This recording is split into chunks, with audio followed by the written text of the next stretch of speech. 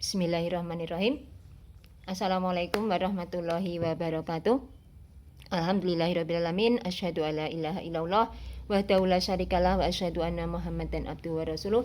Rabbi shrah li sadri wa yassir li amri wahlul 'uqdatam min lisani yafqahu qawli.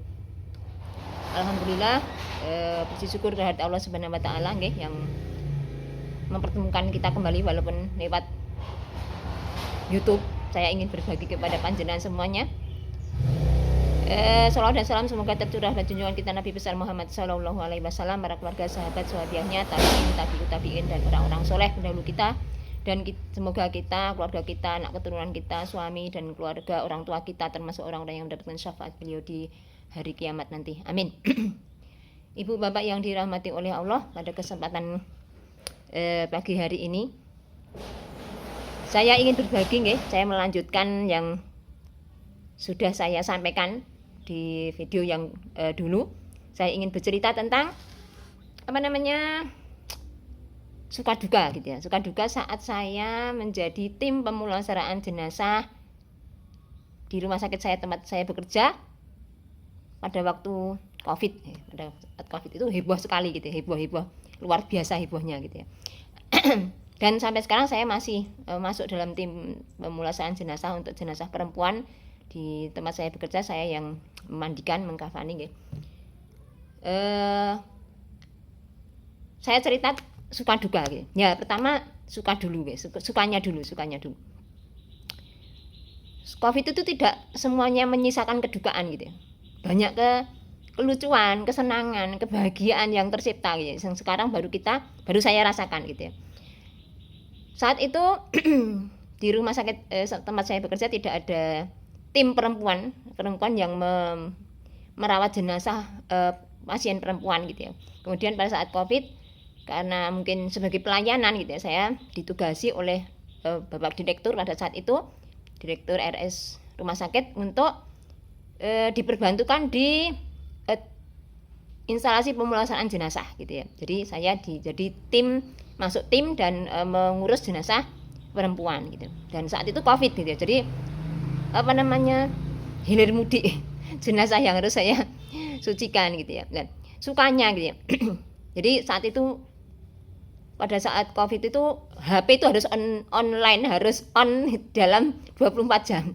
Nggak boleh saya matikan gitu. Jadi jam 10 malam, jam 11, jam 12 muni HP saya bunyi manggil saya, "Mbak, enak jenazah iki agak admin jenengan setengah jam kesini gitu." Siap, saya harus berangkat gitu ngurus jenazah.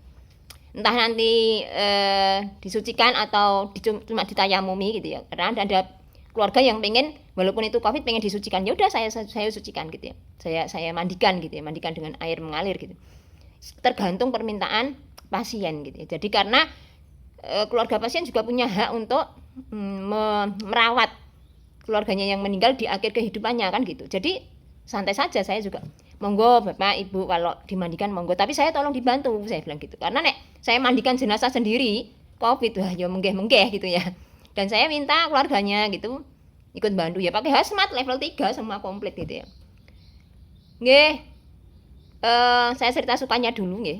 Jadi saya mandikan sekitar jam 11:30, saya itu ditelepon untuk datang ke rumah sakit untuk mandikan jenazah. Sampai sana jenazah sudah siap dimandikan. Saya tanya, "Mas, niki putrane pinten?" Saya bilang gitu. "Putrane yang perempuan mana?" Saya bilang gitu.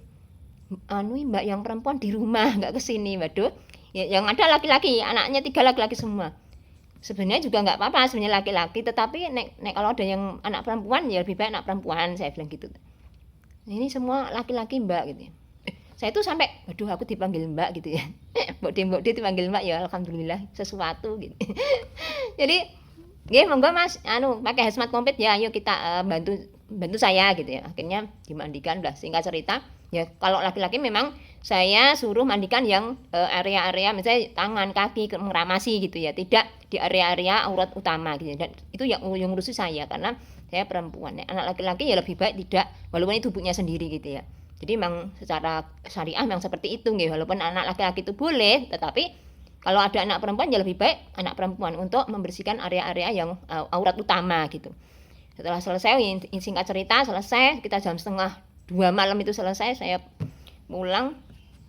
Ya mereka mengucapkan terima kasih ya. Terima kasih nggih Bu, Mbak, matur nuwun sangat udah dibantu mencucikan ibu saya untuk yang terakhir bisa sempurna gitu ya. Walaupun Covid, nggih Mas, sami-sami itu tugas saya bilang gitu. Ya. Lah untuk beberapa minggu kemudian itu saya digeruduk rumah saya sama tadi keluarganya, ternyata mereka keluarga besar gitu ya. Jadi anaknya itu banyak. Anaknya itu berapa gitu, 5 atau berapa datang. Sukanya gitu ya, ini sukanya bawain makanan, beras, sajadah, wah luar biasa. Saya tuh sampai ya Allah, saya nggak mau ngecewakan ya, tetap matur nuwun sangat ya Mbak, ada anaknya perempuan di sini. Matur nuwun banget sangat nggih Mbak, pun dicaosi banyak. Nggih Mbak niki sebagai, dia bilang ini sebagai tanda terima kasih gitu ya, karena sudah merawat ibu saya, mencucikan, mengkafani ibu saya dengan baik gitu. Ya, saya bilang itu kewajiban saya karena saya sudah ditugasi sebagai seorang pegawai, saya ditugasi untuk merawat jenazah perempuan gitu ya, dan saya lakukan karena memang itu selain tugas pribadi seorang muslim ya, karena saya tahu aturannya nggih. Saya betul-betul merawat jenazah itu betul-betul gitu ya. Jadi itu sudah kewajiban saya bilang gitu, dan itu saya all out kalau mengurus jenazah, saya all out gitu. Jadi betul-betul bersih dari mulai rambut sampai ke kuku-kuku gitu ya. Jadi memang saya bayangkan ini jenazah saya suatu saat gitu ya. Apabila saya sekarang menyucikan dengan sempurna, dengan sungguh-sungguh, dengan mujahadah gitu ya istilahnya, dengan kesungguhan gitu ya. Insya Allah suatu saat jenazah saya juga akan diurus orang lain dengan sungguh-sungguh juga gitu ya. Karena saya sudah memberikan yang terbaik kepada orang lain. Nah itu kan semua akan kembali. Jadi seperti itu nih. Itu salah satu sukanya. Ya nanti menyusul cerita yang lain gitu ya, tentang pemulasaraan jenazah Covid untuk yang lain, semoga bermanfaat nih. Sampai sekarang alhamdulillah saya sehat juga, dan selama saya ngurus jenazah Covid, walaupun saya itu komorbid nih, saya itu pernah kanker jadi, tapi saya udah pede aja, bismillah gitu. Kabeh penyakit ini alamatnya gitu ya. Jadi walaupun saya ngulek-ngulek jenazah Covid gitu ya, dalam arti saya udah pakai hazmat komplit, pakai APD level 3 ya. Saya mikir virus ini kan yo ciptaane Gusti Allah gitu ya. Virus ini ada alamatnya, mau Allah alamatkan ke siapa udah jelas gitu ya. Jadi kalau memang itu virus itu bukan alamatnya tidak ke saya, ya saya nggak sakit gitu ya. Walaupun dia itu nggak pernah berinteraksi dengan orang Covid, duduk manis di kantor atau di mana gitu. Kalau alamatnya Gusti Allah dialamatkan dia, ya sakit, ya kena gitu. Jadi saya udah pede aja, karena semua yang terjadi memang sudah disetting oleh Allah, sudah dibuat oleh Allah, dan semua virus itu ada alamatnya kepada siapa dia harus dikirimkan oleh Allah gitu ya. Dan kita hanya bisa berikhtiar. Saya tetap berikhtiar ya, dengan cuci tangan gitu, dengan menjaga baik, dengan wudhu, dengan sholat, dengan zikir, dengan tilawah gitu. Itu semua saya jaga. Karena apa? Pikir saya kalau virus itu kan menyerang sesuatu yang tidak kuat nih. Pada saat kita kuat, hati kita kuat, tilawah kita kuat, kemudian zikir kita kuat, kemudian kita semangat gitu, sel kita akan berdiri dan itu akan melawan. Walaupun virus itu banyak yang masuk, dan saya pede, bismillah, alhamdulillah. Dia makhluk Allah, saya juga makhluk Allah. Ayo menang-menangan mana gitu. Mungkin itu nggih Bapak Ibu yang dapat saya sampaikan. Alhamdulillah sedikit berbagi ini. Sehat kudu manfaat, sehat kudu luweh taat. Barakallahu fikum fid dunya wal akhirah. Alhamdulillah.